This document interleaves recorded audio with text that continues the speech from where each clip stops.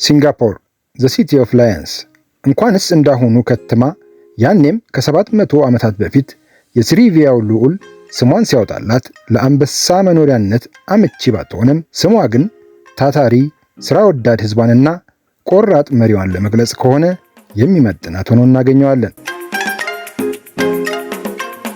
ታዲያ አሁን የአፍሪካ ሀገራት ምንም በሚባል ደረጃ የተፈጥሮ ጸጋ ከሌላት ሲንጋፖር የእድገት ምስጢር ለመቋደስ አንዳንዴ ኤክስፐርቶች እየላኩ ሌላ ጊዜ ደግሞ ከሲንጋፖር አማካሪ እየቀጠሩ ልምድና ተሞክሮ ይቀስማሉ። ታዲያ ኢትዮጵያ ከሲንጋፖር ምን ቀሰመች?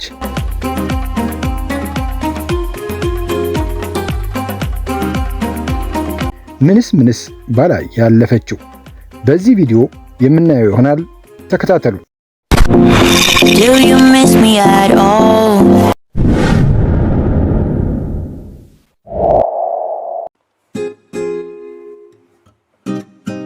እንደ መነሻ ጥቂት ስለ ሲንጋፖር እናካፍላችሁ።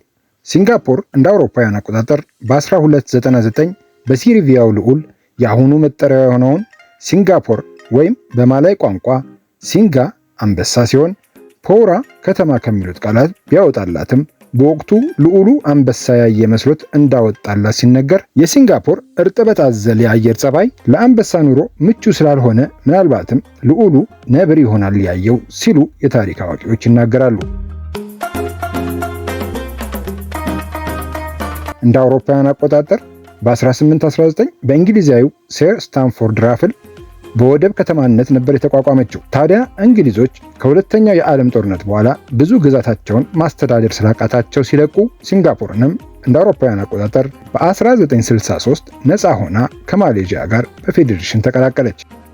ከሁለት ዓመታት በኋላ ማሌዥያም ሲንጋፖርን ከግዛቷ እንድትነጠል አደረገቻት።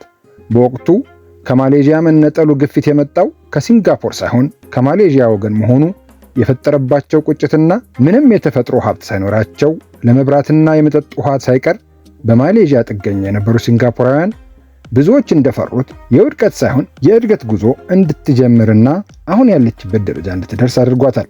ታዲያ ለዚህ እድገታቸው ዘመናዊቷን ሲንጋፖር ያዋለደ ብለው የሚጠሩት ሊ ኩዋን ዬው የተባለው ሲንጋፖርን ከ1959 እስከ 1990 በጠቅላይ ሚኒስትርነት የመራው ጀግና መሪ ነው። ስለዚህ ድንቅ ግለሰብ ብዙ ማለት ቢቻልም አሁን በሲንጋፖር የምናየውን ለውጦች ለማምጣት ጠንካራ ህግጋትንና ውሳኔዎችን እንዲተላለፉና በዚህም ሀገሪቷ አሁን ላለችበት ደረጃ ማብቃቱን ለሌሎች ሀገራት ተሞክሮ መሆኑን መናገሩ ብቻ በቂ ሆኖ አግኝተነዋል። ታዲያ ሀገራችን ኢትዮጵያ ከሲንጋፖር ምን ተማረች?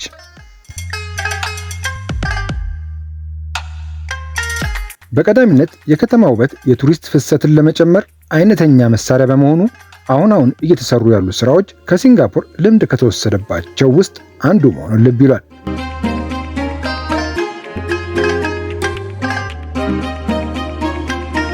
በትንሹ የግንባታ ሳይት አጥርን በስዕል ከማሳመር እስከ ኮሪደር የወንዝና ተፋሰስ ልማት ከሲንጋፖር ተምረናል። ታዲያ በሲንጋፖር እነዚህ በስዕል ያሸበረቁ አጥሮች ከውበት በተጨማሪ ድምፅን አምቆ የሚይዝ ፓኔል ሲሆኑ ከግንባታ ሳይቶች የሚወጣውን ድምፅ ወደ ነዋሪው እንዳይደርስ ይከላከላሉ። በሀገራችን ያሉት አጥሮች ግን ድምፅ አንጥሮ ከመመለስ ውጪ እንደዚህ አይነት ግልጋሎት እንደሌላቸው ማስተዋል ይቻላል። በሲንጋፖር የተለያዩ ደንቦችን መተላለፍ ለቅጣት ይዳረጋል።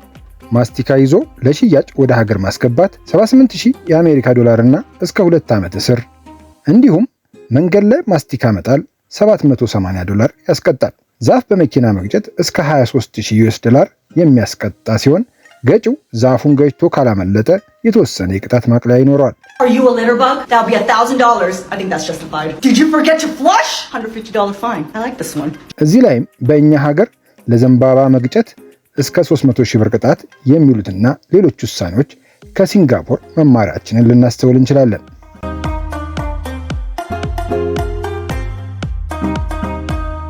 የግብር አሰባሰብንም በተመለከተ ከሲንጋፖር ብዙዎች ሀገራት ኮርጀዋል። አዲሱን የፕሮፐርቲ ታክስ ጨምሮ ሌሎችንም ከሲንጋፖር የተማርናቸው መሆኑን ግልጽ ነው። ሲንጋፖር በታክስ አሰባሰቧ ከዱባይ ጋር ጭምር ስትነጻጸር ከፍተኛ መሆኑን ማየት ይቻላል። ከተማን አረንጓዴ በማልበስ ሲንጋፖርን የሚወዳደራት የለም። ከግቢ እስከ ቤት ጣሪያ፣ ከኤርፖርቶች ውስጣዊ ክፍል እስከ የህንፃዎች ግድግዳ ሳይቀር በአረንጓዴ እጽዋት የተሸፈነ ነው። አሁን አዲስ አበባ ላይ ህንፃ ለመስራት ፈቃድ ስታወጡ ከ100 ካሬ 4 ካሬ የዛፍ መትከያ ቦታ እንዲተው የህንፃ አዋጁ ማስገደዱ ከዚህ አንጻር መሆኑን መረዳት ይቻላል።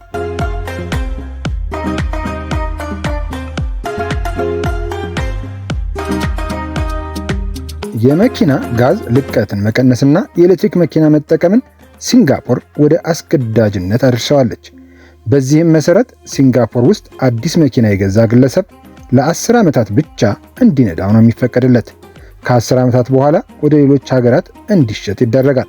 ግለሰቡ በማመልከቻ ለተጨማሪ 5 ዓመታት መኪናውን ለመጠቀም የሚችል ሲሆን ከዚህ ውጪ ግን አይፈቀድለትም።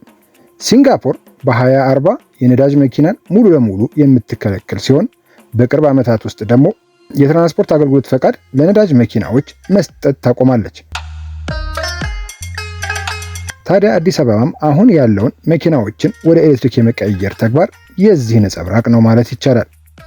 እነዚህ ከላይ የተዘረዘሩትን ተሞክሮች ከሞላ ጎደል ከወሰድን ሌሎች ሲንጋፖር የምትታወቅባቸውን አንዳንድ ጥሩ ጎኖች እስካሁን አለመሞከራችንና ባላየ ማለፋችን ይታያል። ከነዚህ ውስጥ ሙስና መዋጋት አንዱ ሲሆን ሲንጋፖር ለሙስና ከቀድሞ መሪዋ ሊ ኩዋን ጀምሮ ጠንካራ ሕግ ያላትና እስከ ሞት የሚደርስ ቅጣት እንደሚያስጥል ይታወቃል። እዚህ ላይ አንድ ታሪክ እናንሳ። በአንድ ወቅት አንድ የአሜሪካ ሲአይኤ ሰላይ ሲንጋፖርን ሲሰልል ይያዝና ይታሰራል። አሜሪካኖቹ ሰላያችንን ማንም ሳይሰማ ፍቱልን ይላሉ። የወቅቱ ጠቅላይ ሚኒስትር የነበሩት ሊ ኩዋን ለሲንጋፖር ልማት $100 ሚሊዮን ስጡንና እንፍታላችሁ ብሎ ይጠይቃል። አሜሪካኖቹ የለም ለአንተ $10 ሚሊዮን እንስጥህና ፍታልን ብለው ሊ ኩዋንን ሲጠይቁት አፍንጫችሁን ላሱ በማለት ጉዳዩን ይፋ ያደርገዋል። ታዲያ ይህ የሲንጋፖር ሙስናን የመጠየፍ ተሞክሮ ብዙ የምንማርበት ነው። ሲንጋፖር HDB የሚባል በሀገራችን የቤቶች ልማት የምንለው አይነት ተቋም ሲኖራት በዚህ ፕሮጀክት 80% የሚሆነው የሲንጋፖር ዜጋ የቤት ባለቤት ሊሆን ይችላል። ቤቶቹ በ99 ዓመት የሊዝ ውል ለተጠቃሚ የሚተላለፉ ሲሆኑ ላገቡ ጥንዶችና ለአዛውንቶች ቅድሚያ የሚሰጥ ይሆናል። በሀገራችን ያለው የቤት እጥረት ከጊዜ ወደ ጊዜ እየተባባሰ መሄዱን ስናይ ይህን ተሞክሮ ባላየ ማለፉ ልክ ስላልሆነ ሊታሰብበት ይገባል።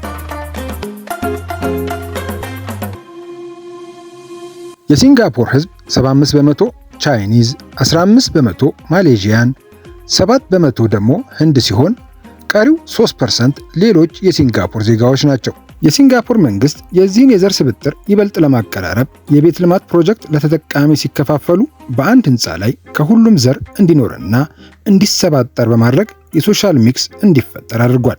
በዚህ ረገድ ሀገራችን በዘር ተከፋፍለን እኔ ጋር አትድረስ አንተ ጋር አልደርስም የሚለው አካሄድ ከዚህ ብዙ ልንማር እንችላለን።